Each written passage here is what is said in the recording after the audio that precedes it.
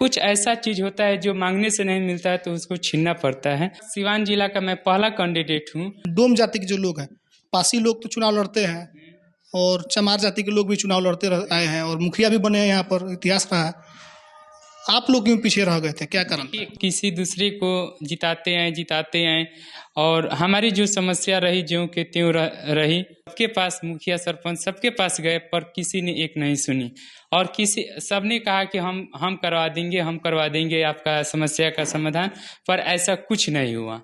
आखिरी पाकर हमें खुद जाकर ये कदम उठाना पड़ा कि अब शायद हमको लगता है कि ये काम किसी से नहीं हो सकता है। कुछ दिन पहले एक फ्री ऑफ कॉस्ट कोचिंग खोले हुए थे, पर अपने समाज के लोगों के लिए? हाँ, एक स्पेशल अपने समाज के लोगों के लिए, जिसका नाम था टर्निंग पॉइंट कोचिंग सेंटर।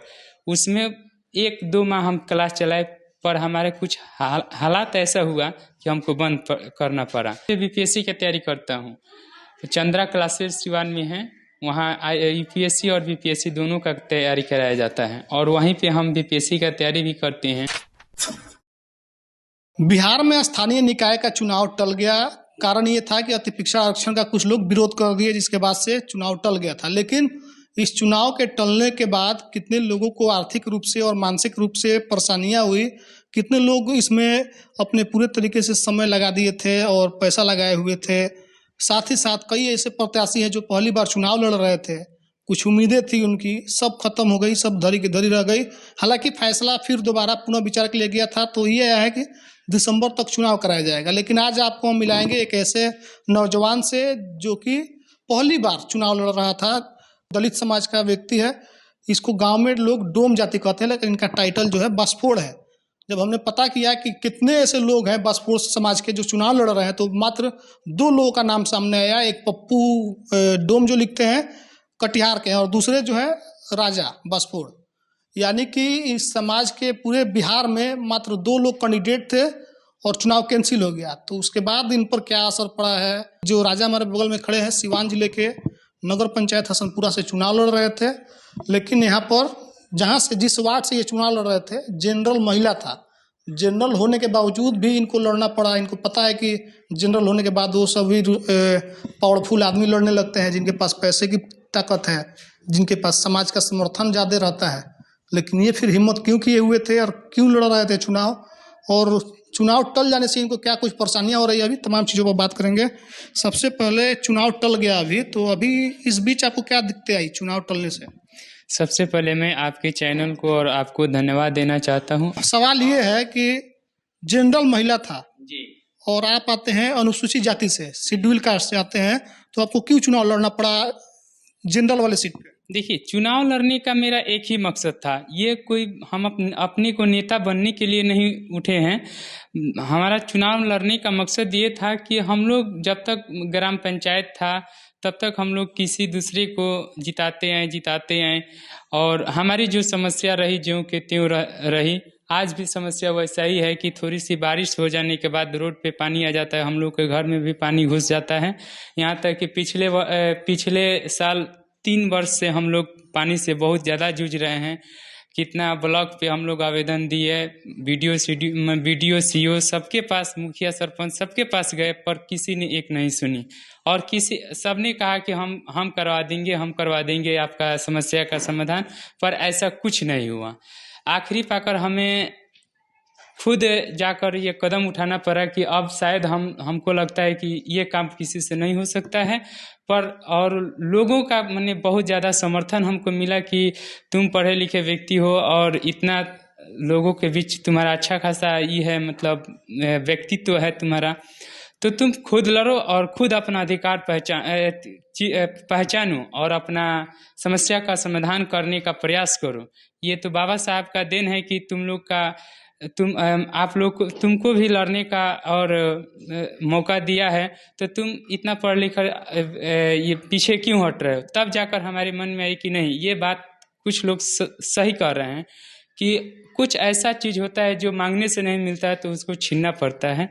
और यही सब देखकर हमने अपनी पढ़ाई, मैंने अब ज़्यादा पढ़े लिखे हम भी नहीं हैं, ग्रेजुएशन है, लेकिन हम उस चीज़ को उन लोग के बातों का मतलब फॉलो किया और ये सोचा कि हाँ भाई अब हमको जगना चाहिए, अपने समाज के आदमियों को जगाना चाहिए कि अब हम लोग खुद से मतलब फील्ड में उतरे और अपनी समस्या का समाधान खुद करें। और जितने लोगों का समर्थन हमको मतलब मिला है, हमको आशा है कि आने वाले जो माने अथी है चुनाव होगा उसमें हमारा माने अच्छा खासा माने विजयी, अच्छा खासा माने मतों से विजयी होंगे हम। इससे पहले आपके समाज से कितने लोग चुनाव लड़ चुके हैं? हमारे ख्याल से देखिए अभी तक सिवान जिला का मैं पहला कैंडिडेट हूँ और ये पूरे सिवान जिला वासियों को गर्व होना चाहिए कि हाँ हम मतलब उनके जिले से ऐसे कास्ट के भी व्यक्ति कोई है जो मैंने इसमें रुचि रखता है और उतना काबिलियत रख कर मतलब उठा है। तो ये हमारे नगर पंचायत हसनपुरा के सभी मतलब जितने भी वार्डवासी हैं 12 नंबर के, उनको हमारा माने सहयोग करके हमको निकालना चाहिए ताकि उनका भी इससे माने सीना चौड़ा होगा, गर्व होगा कि हाँ हमारे माने वार्ड के एक अछूत जाति के जिसको लोग हम लोग को लोग अछूत नहीं वैसे नहीं बोलिए, अब तो मतलब इस पे पाबंदी लग चुका है। कहने का मतलब कि बहुत लोग के मन में ऐसा होता है एसी कास्ट के, तो उनका अगर जो हमको जिस तरह से समर्थन देते हैं और हमारी विजय जब हो जाती है तो हमारी जितना सीना चौड़ा नहीं होगा उतना हमारे जिला के और हमारे वार्ड के और नगर पंचायत हसनपुरा के लोगों को खुशी महसूस होगी, गर्व होगा कि हाँ हमारे वो कहीं जाएंगे तो भी ये होगा कि हाँ भाई हमारे गांव के हमारे 12 नंबर वार्ड से एक मतलब शेड्यूल कास्ट के कैंडिडेट उठा था, लड़का उठा था और वो अच्छा खासा से मतलब जीता। ठीक है, तो अब ये बताइए कि अभी तो चुनाव टल गया है, तो चुनाव टलने से अचानक से चुनाव जैसे एक सप्ताह पहले टल गया तो इससे आपको क्या नुकसान हुआ? देखिए इसमें हमारा हम औरों की तरह मतलब पैसा खर्चा मैंने अवैध पैसा खर्चा वगैरह नहीं किए थे। हमारा बस जो नुकसान हुआ है जो कागजाती जो होता है मैंने वो उस जो पैसा कानूनी तौर पे जो लगा है वही हमारा पैसा, बाकी जो हमारा था जब लोगों का समर्थन ही था और लोगों के मैं साथ था और बाकी मैं दारू पानी वगैरह के हम पीछे लोगों के पीछे मैंने पैसा खर्चा वगैरह नहीं किए थे। हाँ ऐसे 10-5 मैंने किसी का जो साथ जाते थे हमारे रहते थे उनके बीच हमारा वो खर्चा हुआ था, बाकी कुछ नहीं था। हाँ एक बात का दुख है ये कि जितना जोर तोर से हम लोग अपने चुनावी मैदान में संघर्ष कर रहे थे तो देखिए कोई काम अगर जितना जोर शोर से होता है उस टाइम में हो जाता है ना तो ये होता है कि मैंने आदमी को अच्छा लगता है और वही काम थोड़ा सा स्थगित हो जाता है तो थोड़ा आदमी का तनी कहने का मतलब है कि थोड़ा मनोबल डाउन हो जाता है। तो फिर मेरा मनोबल डाउन नहीं हुआ है और हमें आशा है कि हमारी जो जितने भी समर्थक हैं वो आज भी हमारी इंतज़ार कर रहे हैं चुनाव का कि हाँ कब चुनाव होगा कि आपको फिर मौका हम लोग दें। लेकिन सवाल ये है कि लगातार जो है शेड्यूल कास्ट का यहाँ पे आरक्षण रहा, अनुसूचित जाति का 2 बार मुखिया का भी रहा 2 टर्म और अलग अलग वार्डों में भी शेड्यूल कास्ट के लोगों के लिए आरक्षण दिया जाता रहा, लेकिन आपके समाज के जो विशेष रूप से जो लोग हैं अनुसूचित जाति में डोम जाति के जो लोग हैं, पासी लोग तो चुनाव लड़ते हैं और चमार जाति के लोग भी चुनाव लड़ते आए हैं और मुखिया भी बने हैं, यहाँ पर इतिहास रहा है, आप लोग क्यों पीछे रह गए थे, क्या कारण? कारण ये था कि उस समय कोई पढ़ा लिखा नहीं था, चाहे किसी के पास इस चीज़ का ज्ञान नहीं था कि हाँ हमें भी लड़ना चाहिए वार्ड से भी कम से कम, मुखिया का तो दूर का बात है। आज ग्राम पंचायत का भी होता है मुखिया का चुनाव तो हम मुखिया से भी लड़ते हैं, मेरा ये वादा है। कारण क्या है कि पढ़े लिखे हुए हैं, ठीक है, और अपने अधिकार को जान लिए हैं इसलिए। ठीक है, आपके समाज के अधिकांश लोग अभी भी पढ़ाई से दूर हैं, तो उनसे क्या कहना चाहेंगे आप? मैं उनसे यही कहना चाहता हूँ कि जितने भी मतलब हमारे एसी कास्ट के लोग हैं वो ज़्यादातर अपने लड़कों पे ध्यान दें। अवैध पैसा जैसे दारू पानी में ज़्यादा पैसा जो खर्चा करते हैं वो थोड़ा सा पैसा बचा कर अपने बच्चों के लिए ना प्राइवेट तो कम से कम सरकारी में भी डालें ताकि उनका लड़का अच्छा कुछ तो पढ़े और उससे आगे बढ़े, ठीक है। और आपको बता दें कि हम कुछ दिन पहले एक फ्री ऑफ कॉस्ट कोचिंग खोले हुए थे, पर अपने समाज के लोगों के लिए। हाँ, एक स्पेशल अपने समाज के लोगों के लिए, जिसका नाम था टर्निंग पॉइंट कोचिंग सेंटर। उसमें 1-2 माह हम क्लास चलाए, पर हमारे कुछ हालात ऐसा हुआ कि हमको बंद करना पड़ा। क्या हालत हो गया था? हालात ये था कि अब थोड़ा हम जो दिक्कत आ गई। हाँ, रूम का किराया देना पड़ता था, वो हमसे नहीं दिला पाया, ठीक है। अब हमने कुछ ज़्यादा नहीं थे, मेरा आर्थिक स्थिति थोड़ा सा डाउन हो गया, इसलिए अभी भी हमारा भाई का बहुत सीरियस तबीयत खराब है, जिसमें 2.5-2 लाख रुपया खर्चा हुआ। उसमें क्या हुआ कि उसको पूरा ब्लड की कमी हो गया था। अभी उस समस्या से हम उसको कल नहीं परसों उसका ऑपरेशन करवाना है। अब उसमें कितना पैसा लगेगा, अब यही सब कारण आते गया कि हम उस कोचिंग को बंद कर दिए।